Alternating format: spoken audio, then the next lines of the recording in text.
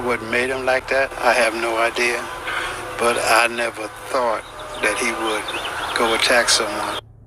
A Chicago couple speaks publicly to Fox 32 for the very first time about surviving a vicious assault by a stranger. Nate Rogers. A black couple attacked by a stranger. Now do you guys understand? Do you guys understand why I never fed into the whole Asian attacks narrative? Now do you guys understand? I never fed into it. Everybody's getting attacked. They say Asian attacks are up 10% in XY city. They're up 30% in this city. What do you think black attacks are? Black attacks are up 100%. They doubled. No one's talking about it. Of course, because the Asians are being attacked by blacks. So there's the racial aspect there, which they won't touch.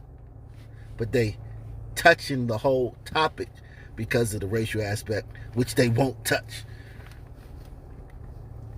But blacks being attacked, look at this couple. This look like a couple you'll see in public and just start attacking.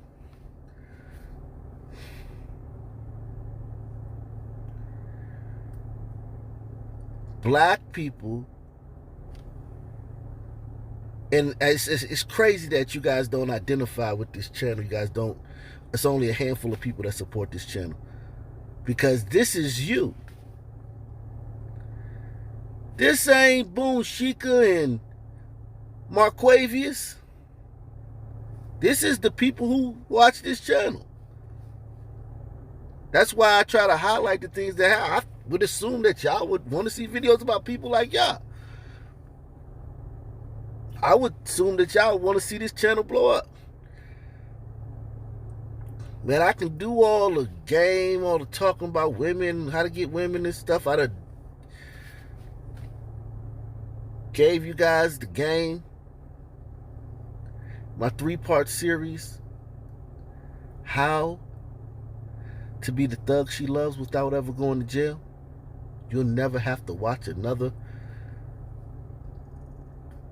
lifestyle coach or dating coach again after you watch those 3 videos. But this channel, I want to show you what's happening to real people in this country. Real black people, real white people. Hardworking, blue collar, everyday middle class. Take the kids to the park on the weekend. Go to PTA meetings. Wake their butts up every morning at the crack of dawn and go to work. People that just want to come home every evening and get the news square, straight, what's really happening. Not some BS about some bozo getting jacked up by the cops. But what's really happening in their communities. So I implore you guys. Salute to all you guys that are supporting the channel. But those of you who are sitting on the fence, watching from a distance, not sure whether you want, take the $5 challenge. Share these videos on your Facebook, on your Twitter. Hit the like button without being, prompted to. This channel's for the people. Look at this couple. A Chicago couple speaks publicly to Fox 32 for the very first time about surviving a vicious assault by a stranger. Nate Rogers is live tonight with that story. Nate? That's right, Natalie and Tia. I spoke to the couple today earlier via Zoom. They were reluctant to show their faces because their injuries are just that severe. However, the couple telling me they're not mad or even angry at their attacker. In fact, they're simply grateful just to be alive. And black folk, you gotta stop this crap. A damn junkie has an overdose in the back of a squad's car and pick a city you never heard of. Some little town we never even heard of. This same couple would be pissed and yelling and screaming about it and protesting. And it'd be on the tip of their tongue in every conversation. And all cops would be bad people. But they're not even mad at the thug who made it so when the news camera came around, they can't even talk to the news camera. Because their faces are so beat up.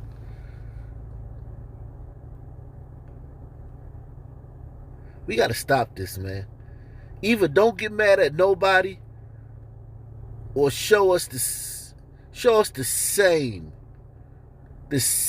anger when some career criminal with a history of violence against women and children gets shot while fighting with cops in a city you never heard of or a city you don't live in. As when the same type of guy kicks your ass for no reason in broad daylight and gets away with it. That's right, Natalie and Tia. I spoke to the couple today earlier via Zoom. They were reluctant to show their faces because their injuries are just that severe. However, the couple telling me they're not mad or even angry at their attacker. In fact, they're simply grateful just to be alive. But there's a purpose behind this, and the purpose is to be glorified, for God to be glorified. 28-year-old Elijah Rule Hill Prince now facing first-degree murder and aggravated battery charges. The attack happened last Saturday at 105th and Emerald. Tim Johnson was cleaning up outside his 95-year-old mother-in-law's home when Prince approached him with some watches. You got to take these. I told him, no, I don't want them. Johnson and his wife Renee were attacked soon after. Prosecutors say Prince gouged the couple's eyes out, bit portions of their ears off, and even spat in Mr. Johnson's face. Did you hear that? Did you hear that?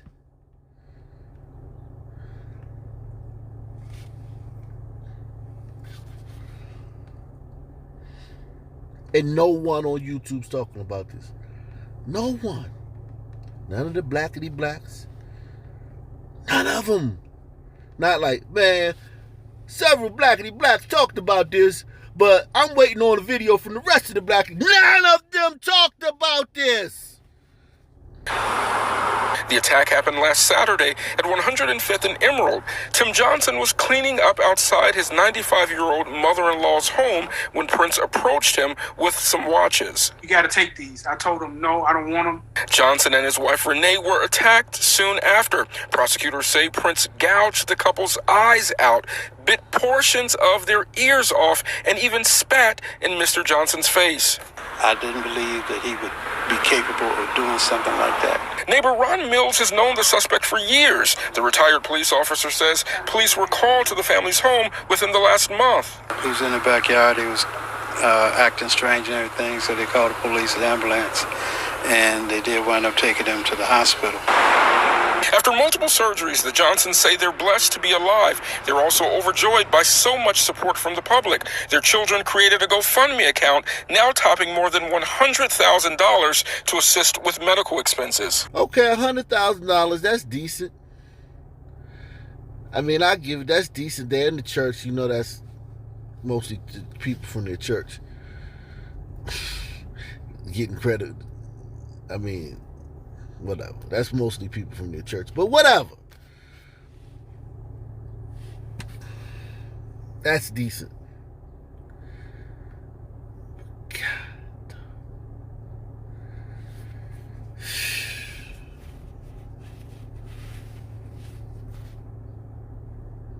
And I don't want to hear about, well, that's why they forgave. Because all throughout the Black Lives Matter movement is nothing but clergy standing out in front, yelling at cops, berating cops, talking down on cops, besmirching the respect and the image of cops. Don't tell me, well, the reason they forgave their victim is because they're from the church. These church people don't forgive nothing when a cop shoot a black suspect in a town they never heard of. Some guy high off PCP chasing him with a knife. Them clergy people don't forgive them cops when they do that. They be the main ones out front at the demonstration portion of the peaceful protest. We need help now, and we're going to need help going forward. In the midst of that, our focus is being able to become whole again, and so that we can continue to help people and be an example to our children. I tell you, by all accounts, the Johnsons are an incredible couple. Mr. Johnson, in fact, has been suffering from throat cancer for about 10 years. He's a local minister. Miss Johnson, his wife, is a special ed teacher. Now, Chicago police tell us Prince had no previous arrests. He's due back in court later this month. A link to the family's GoFundMe account is on our website at fox32chicago.com. We're live at Chicago Police Headquarters. Nate Rogers, Fox 32 News. He's a minister and she's a special ed teacher. Do you know what type of patience and just saintliness and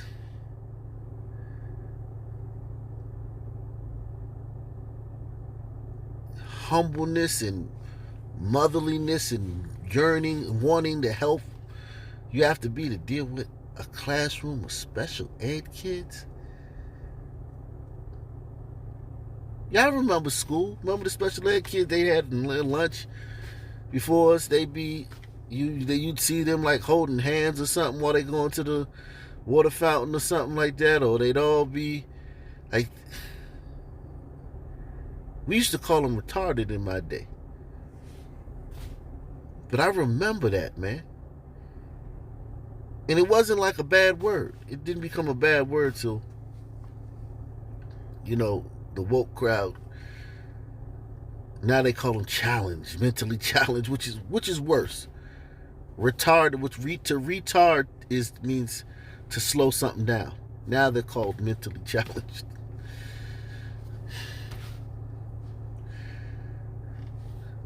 I hate woke people. But anyway,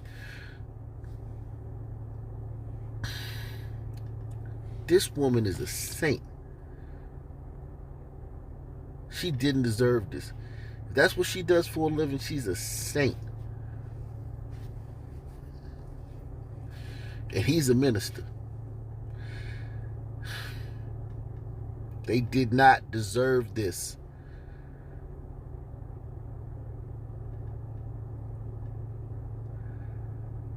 And then you got LeBron talking about you can't step on your front porch because you're being hunted by white people. Thanks for being with us. I'm Adam Cooperstein, and it seems like almost every day we are telling you about some new attack on the subway. Workers and riders alike say they fear riding underground, and they think that fear is growing. Just yesterday, we told you about the off-duty conductor slashed in Brooklyn. He was one of 3 people attacked in a span of just a few hours. The other attacks happened in Harlem and in the Bronx. And now tonight, in a News 4 exclusive, a victim in another attack is sharing his story. He says he was riding the 6 train in the Bronx when a man started harassing him and his wife in a racist tirade, and then he attacked them. News 4's Mark Santia talked to that man. He's live in Washington Heights with more. Mark? Now, when you hear racist tirade, many of you will say, oh, finally, y'all jump for joy. We found a white man attacking a black man.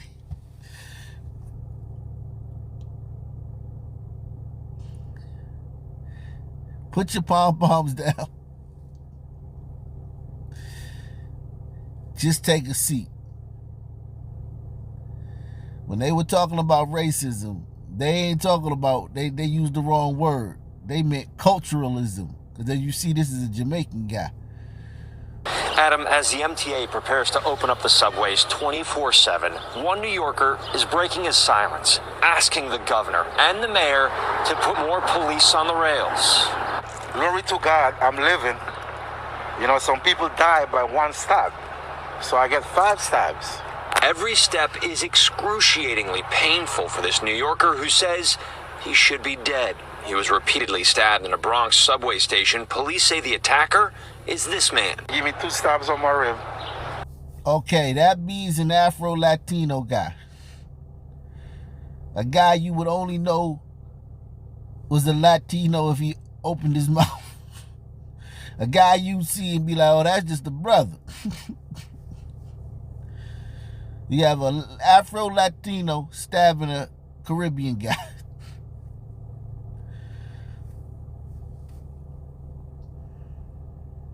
But wait. Is this man. Give me 2 stabs on my rib, slice me on my arm, 1 stab on my stomach. So actually give me like 5 stabs. He was trying to kill me. It all started on the 4 train from Bowling Green. This musician was with his wife. The attacker started screaming racial slurs. I said, you talking to me, sir? He said, yes, I'm talking to you. You know what I'm saying? I said, why? So he just keep talking, keep arguing, calling me names. The couple stepped off the train at 170th Street in the Bronx. He followed and shoved this man's wife down the stairs. When he tried to help his wife, the stranger attacked. I caution you all. Take a few minutes out of your day. Go to the local surplus store, wherever. There's tons of stores that sell these types of things. This 3-inch blade. Okay? 3-inch blade. Sharp as hell. You hear me? Sharp as hell. You could give a mosquito a shape up with this thing.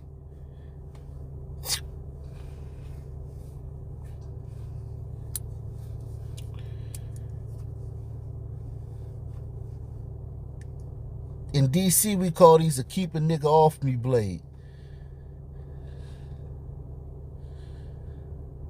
Get you a keep a nigga off me blade.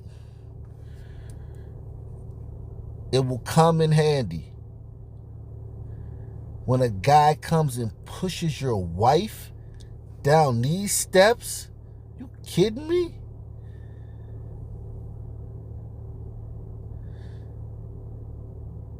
Some brother, you walking with your wife and some brother comes pushes your wife down these steps and then tries to jump on you with a knife? That's why you must keep it. Certain districts, certain places like DC, you can't carry guns.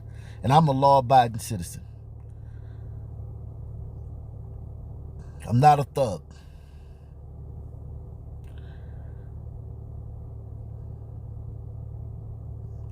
My thug homies, as you know, they carry.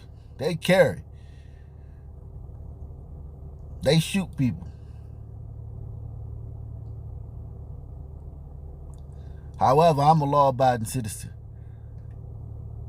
But a situation like this, you gotta have at least something to handle situations like this. You can't handle every situation, but you gotta, because once you pull this out, it gives you some breathing room even if you don't have to use it. Just the guy seeing that, it's like, oh, well, let me go mess with somebody else. It's like, oh, okay, I'll go push somebody else's wife down the steps. It's not going to change the world. It's not going to save you from everything. It's not going to, not even guaranteed to work in situations like this. You may have to use it. You may have to stab the guy. You may have to slash him. You may still get stabbed in a knife fight, but at least it'll be a knife fight. Unlike the Ma'Khia Bryant type of knife fight. See, the Ma'Khia Bryant knife fight is the type of knife fight where the only one person has a knife. You can make it a non-Ma'Khia Bryant knife fight where both people have knives. Okay? So he just keep talking, keep arguing, calling me names. The couple stepped off the train at 170th Street in the Bronx. He followed and shoved this man's wife down the stairs. When he tried to help his wife, the stranger attacked. I've just asked justice for this. That's what I want, justice. The vicious assault comes as New York City is preparing to reopen the subways to 24/7 service. It's not that I'm scared to ride the subways. God, the subways don't have nothing to do with it. It's the people, the criminal. You know what I mean? Salute to this brother. This brother is dropping knowledge, man. It's not the gun. It's not the subway. It's the people. The vicious assault comes as New York City is preparing to reopen the subways to 24/7 service. It's not that I'm scared to ride the subways, because the subways don't have nothing to do with it. It's the people, the criminal. You know what I mean? They gotta remove these people from the streets so he don't have to hurt other people. With dozens of stitches keeping his body closed, this musician prays he will one day be able to play again. He also has a message for the mayor and governor as they orchestrate the subway system reopening. It's to put more police in the subways, more control, because we need more safe. You know what I mean? We don't need nobody else to get hurt. You know, we need peace in New York. And this brother, this brother speaks for a lot of black people, man. In fact, 90% of them behind closed doors. Cause nigga, you get a camera in the nigga face. Defund the police, man. Please, man. George Floyd, man. In their hearts, most black people know how violent and dangerous black communities are. That you need the police. More police. Less police? I mean, this whole defund the police movement, I hope that the people responsible for this get charged with the murders of the people. Every year, a certain amount of people are going to die, get murdered. I want them to take the average of the last 20 years, the murder rates in every city.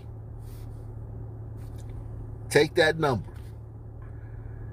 And however many more got murdered in 2020, and however many more get murdered in 2021, I hope they charge all the politicians and all the activists that started this defund the police with those murders. Don't charge them with all the murders, just the ones above what that city averaged a year for the last 20 years, before 2020. Less police in a black neighborhood? What the fuck? Are you crazy? Less police in a black neighborhood. What?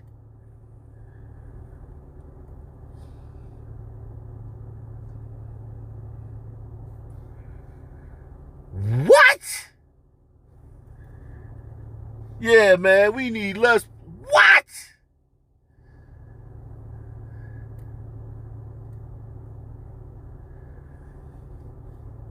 Well, why? Because the guy in Minnesota, he got a knee on his neck.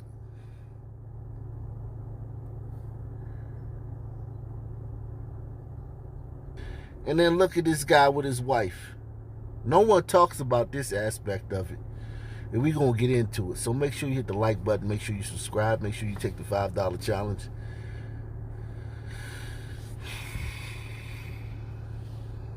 Make sure you hit them buttons, man. Hit every button you see, man, when you watch my video.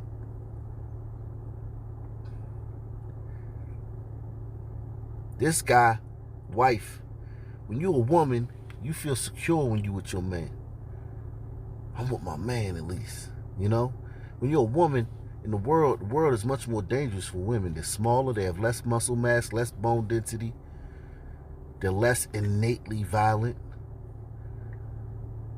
As physically, yes, women have their other crap with them, but physically, they don't carry weapons. Women ain't packing. You see a woman here, there might have, 98% of women ain't packing nothing. Maybe some mace.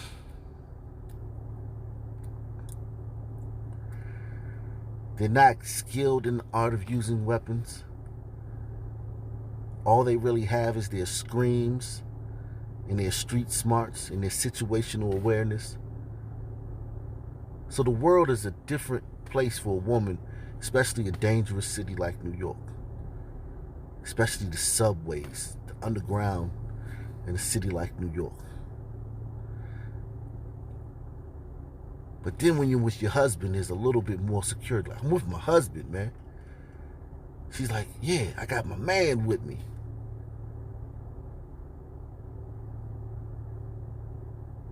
And this guy runs up on you, pushes you down that flight of steps, and then stabs your husband up severely, almost kills him. A stranger out of the blue.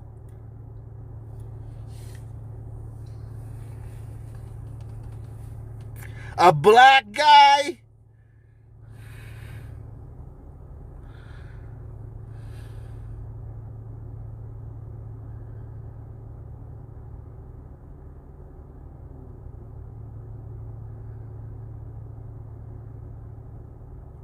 Then look at it from his side.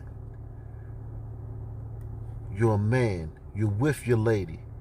You want to protect your lady. You want your lady to feel safer. How can this lady ever feel? How can a piece of his manhood stolen? A piece of... It's not like he was with his girl and the nigga who was looking at her, eyeing her up and down, you know, salivating over her body or something like that. That's enough to make some dudes want to kill you. You look at their girl. You say something to their girl. There's even another step. This dude pushed this man's wife down them steps.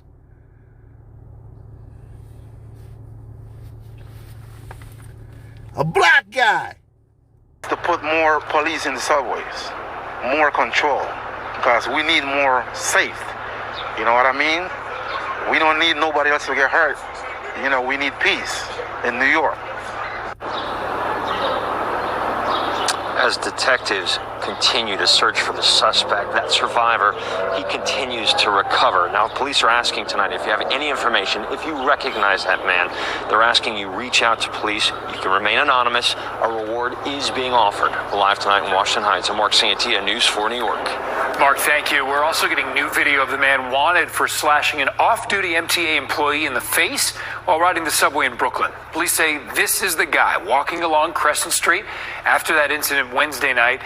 Police say it happened around 11 o'clock on the J train. And investigators also say he was passing through cars when he slashed that 52-year-old MTA worker with an orange box cutter. The victim was taken to the hospital. He was treated for serious injuries to his left eye, his ear, and his face. And despite these recent attacks on the subway, both Mayor de Blasio and the NYPD Commissioner, Dermot Shea, are downplaying concerns about crime. Both of them say officers added underground after a stabbing spree in February are still there.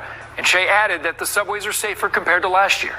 So there's a very healthy presence in the transit system. What I would tell you is that, you know, when one incident like that, you cannot downplay it. It's a horrific incident. But we're right now down in those types of incidents from last year. That's a fact. Overall crime on the subway is down compared to last year. And while assaults are up 20%, part of that period from 2020 includes the lockdown when there were fewer riders. So it's just hard to... Crime's down, but assaults are up 20%.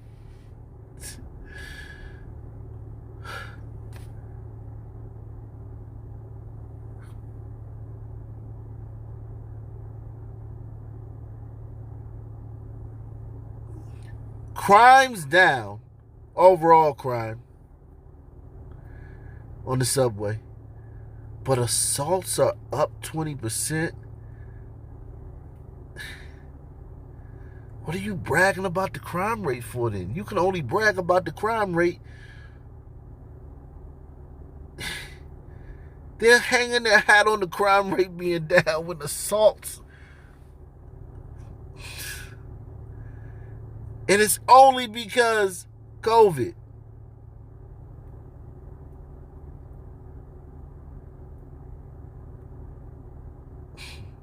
It's only because of the pandemic. And less ridership. Less people to attack.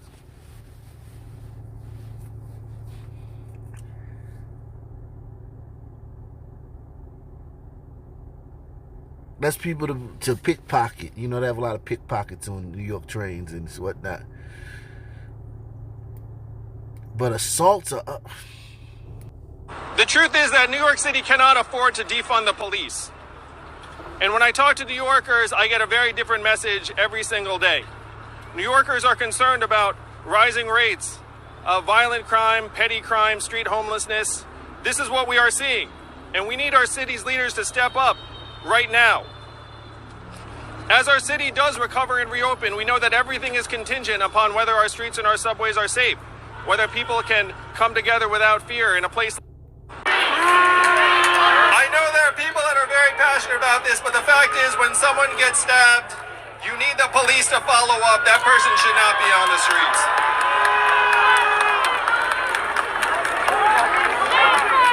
But then the other thing I'm going to ask of you all is this, and this is something that I've had some experience with. This is the story that Noel Quintana told when he was on New York subway.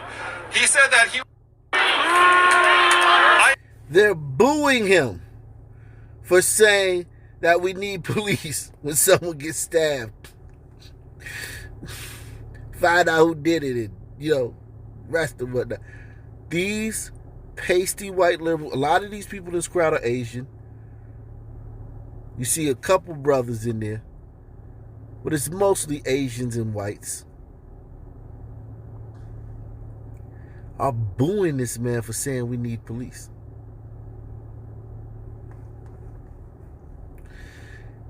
I thought Asian attacks were through the roof. Asian attacks, Asians. Why are Asian people booing him for saying it? Why are they more married to this woke, defund the police, Marxist agenda, which brought them to power as the Democratic Party?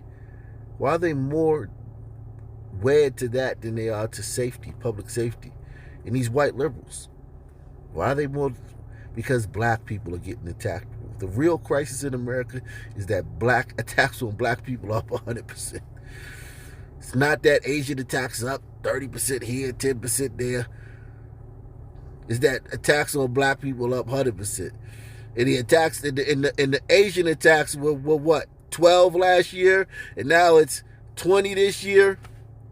The black attacks were 20,000 last year, and now it's 40,000 this year. So our percentage going up is a little bit of a different story. Black folk, when y'all gonna wake up, man? Get in the comment section, hit the like button, subscribe.